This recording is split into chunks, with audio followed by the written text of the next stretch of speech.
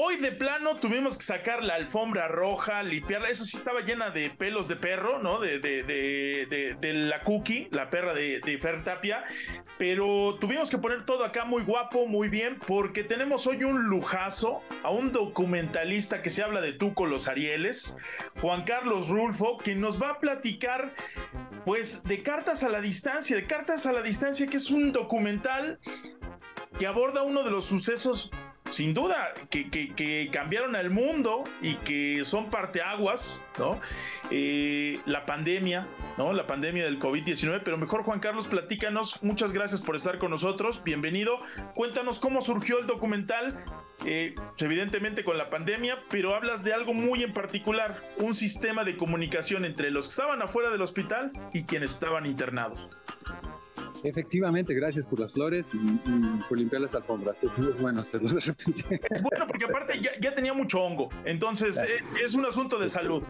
Exacto. Precisamente por un asunto de salud, el asunto de la comunicación fue lo que nos hizo tocar este tema mundial, ¿no? Que no lo he visto en otras partes, aunque cada país, cada universo de esta pandemia se trató de muchas maneras, de distintas formas, pero no hemos visto que la gente hable realmente. O sea, normalmente lo que se hace es que, o supimos, es que la pandemia se trabajaba como si fuera el índice nacional de precios.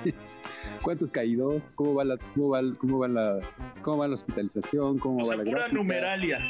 Pura numeralia, pero sin caras, sin rostros, sin gestos, sin escuchar a la gente. Y yo creo que eso es gravísimo. Eso fue algo que creo que nos tiene a toda la sociedad mexicana en lo particular, como con ganas de apapacharnos, de saludarnos, de conocernos bien, porque no conocemos este país, no conocemos a su gente y no conocemos la fuerza y la iniciativa que la gente tiene para poder resolver sus cosas.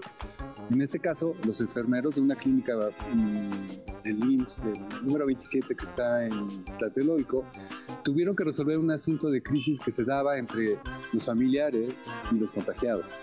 Y sus contagiados que estaban en el interior de la clínica, tú sabes, cuando te enfermabas, pues te guardaban en un lugar, no sabías nada de tu gente, no había comunicación, y eso acababa tal vez, si estabas contagiado y ya te sentías mal, eso acababa de rematarte, ¿no? Era verdaderamente, esa medicina se llama comunicación y se llama cercanía con los tuyos. Y eso se logró gracias al apoyo de los enfermeros, que en ese momento empezaban a aceptar y a enviar mensajes escritos en servilleta, usando ese pequeño don que nos da la posibilidad de escribir: te quiero, aquí estoy, no te preocupes, ya sé que ahí estás tú, y el otro contestando: estoy bien, aquí estoy, cuídenme al perro para que las alfombras no se llenen de pelos y todas esas cosas. pero eso fue increíble. Cuando nos enteramos de este asunto por una compañera que se llama Melissa del Pozo, que es la productora también de la película, se lo comunicó a Eduardo Díaz, productor. Nos lanzamos a conocer a Jorge Calavera, el enfermero estrella de esta historia, y a su vez nos empezó a conectar a todos los demás compañeras y compañeros que estaban con él en esta clínica, también las de servicio social y así. Y lo bonito fue que se estableció este puente, pudimos conocer este puente de comunicación y nosotros agregamos la posibilidad de que por qué no se hacía a través de videonotas con los celulares. Entonces los familiares se grabaron a sí mismos, se lo pasaban al enfermero y el enfermero a su vez se los pasaba al contagiado, al paciente, y el paciente empezaba a grabar mensajes de ida y vuelta. Esto fue como, ya sabes, las endorfinas, eso le va a gustar a Tapia, esta cosa de inyectarle vida al triste, pues son las mejores vitaminas que hay, y eso creo que salvó muchas vidas, ¿sabes? Claro, porque al final el aislamiento, aparte del bicho, pues te derrumbaba, ¿no? Como bien dices, y esta era una forma no solamente de darle ánimo, de hacer que no se sintiera solo. Oye, ¿tuvieron dificultades? Bueno, no sé si, para empezar, los enfermeros, no sé si lo hacían escondidas o si tenían problemas para poder transmitir estos mensajes. Y segundo, ¿ustedes tuvieron problemas para realizar el documental? Todo fue escondidas, más vale pedir disculpas pedir permiso, y sí pedimos permiso, pero no nos hacían caso, estaban bastante ocupados todos por resolver las carencias que todo el mundo tenía en este asunto, y más bien fue que les dimos cámaras a los enfermeros, unas cámaras pocket estabilizadas, porque también a Jorge le gusta ser fotógrafo. Entonces empezó a grabar el interior de la clínica. No solamente eran los celulares con los que grababan los mensajes, sino también se empezaron a grabar entre sí y se empezaron a entrevistar. También hicimos un chat en el que hicimos una especie de terapia grupal para que los enfermeros platicaran, nos contaran cómo estaban, cómo se sentían. Es decir, todo mundo necesita hablar, necesitaba decir, necesitaba contar lo que les estaba pasando. Además de contarse entre ellos o entre los familiares, también contarnos a nosotros y a ustedes cómo estaban. No lo han hecho, no se ha hecho, ¿eh? Eso sigue sin. No ha habido un reconocimiento formal, extensivo, poderoso y profundo respecto no solamente de la labor que se hizo por parte de ellos, sino de lo que les pasaba. Algunas veces se sabía que los enfermeros les echaban baldes de cloro porque ellos eran los focos de infección. Claro. Hay una enfermera ahí que se llama Berenice que está reclamando ¿por qué nos tratan así? Y lo siguen tratando así. O sea, finalmente creo que, y eso sí es una denuncia, no se les ha dado reconocimiento ni a ellos ni a la gente que soportó finalmente esta cosa de ningunearlos porque no tenían derecho a decir lo que piensan, y lo mismo a los pacientes. Y eso puede ocurrir en cualquier crisis, ¿sabes? No solamente en esta que fue mundial, como dices, sino de volver a ocurrir o de que ocurra cualquier catástrofe, de la que sea, no podemos descomunicar a la gente. Y en dado caso, ¿qué tipo de información es la que se da, ¿no?, a la sociedad? Y eso es más importante. Las crisis al final sacan o lo mejor o lo peor de la gente, ¿no?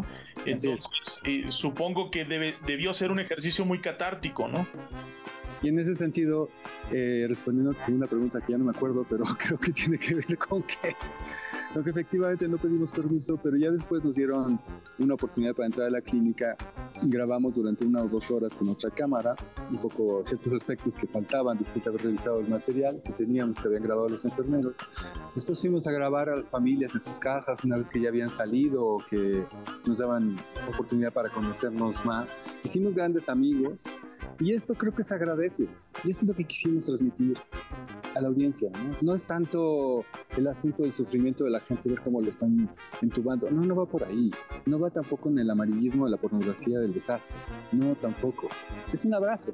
Es un entendimiento de que algo tenemos que hacer una pequeña pausa en el camino antes de decir ya estamos en la nueva normalidad, no pasó nada, borrémoslo. Incluso nos decían los de las plataformas y los exhibidores, no pasó, la pandemia no existió, no hay nada de eso. No podemos hablar de eso y ni se te ocurra sacar tu película porque nadie la va a ver. Bueno, tal vez nadie la quiere ver, se siente un poco triste, pero que te digan eso, que te digan no existió, pues ¿de qué estamos hablando? Claro. Oye, lo que me queda claro es que seguro fue una chambota de edición, ¿no? O sea, tuvieron horas y horas de grabaciones. ¿Qué tan complejo resultó poder hacer la edición? Y no solamente complejo en el asunto técnico, sino también emotivo. Seguramente encontraron cantidad de momentos de esos que estrujan, ¿no? Claro, los enfermeros nos mandaban todo. Precisamente la editora Valentina Ledwood, que es una experta en cuidar, en abrazar y tener como mucho respeto a la gente,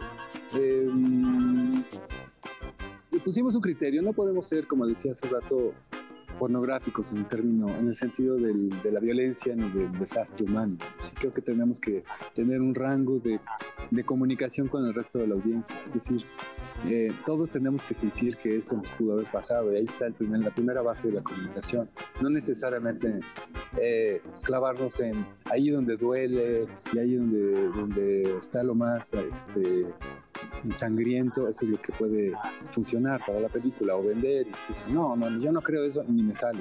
Pero sí tuvimos que crear ese criterio, con lo cual mucho material se hizo a un lado y tratamos de poner lo más amable en cierto sentido, ¿no? Lo que decía lo que daba como poder a la gente de salir adelante, lo que impulsa a la gente finalmente para crecer. Y eso creo que fue un muy bonito ejercicio. Eso creo que tiene que ver un poco también con algo que no podemos seguir ejerciendo día a día en un país como México con sus niveles de violencia, en el sentido de que no solamente es la única noticia, ¿de acuerdo? Descuartizan a unos u otros por acá, hay desaparecidos y es terrible.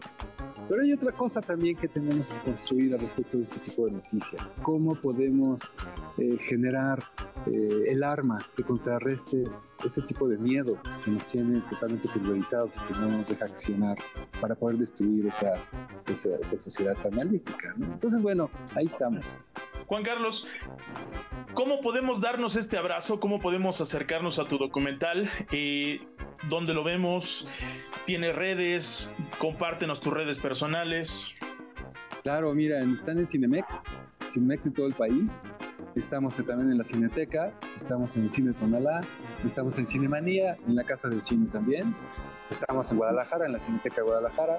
En Cinemex estamos en varios lados del país, en Puebla, en Jalisco, en Monterrey, en el norte, en el sur. Hay que checar la cartelera, por favor. Y pues curiosamente estamos en esta época de Día de Muertos, que también de alguna manera nos abraza, pero no por Día de Muertos, sino por homenajear a los ausentes, y qué mejor que ver este mensaje. Estamos en Juan Pata de Perro en Twitter, Juan Carlos Rulfo en Facebook, Juan Carlos Rulfo en Instagram, Cartas a Distancia en Facebook, Cartas a Distancia en Instagram, y pues con todo el gusto de poderles proponer esta idea. Muchas gracias, Juan Carlos, y sobre todo muchas gracias por hacer este documental, porque la pandemia sí pasó. Exacto, y recuerden, es una película que abraza un espacio para hablar de lo que nos cura. Las palabras curan. Muchas gracias.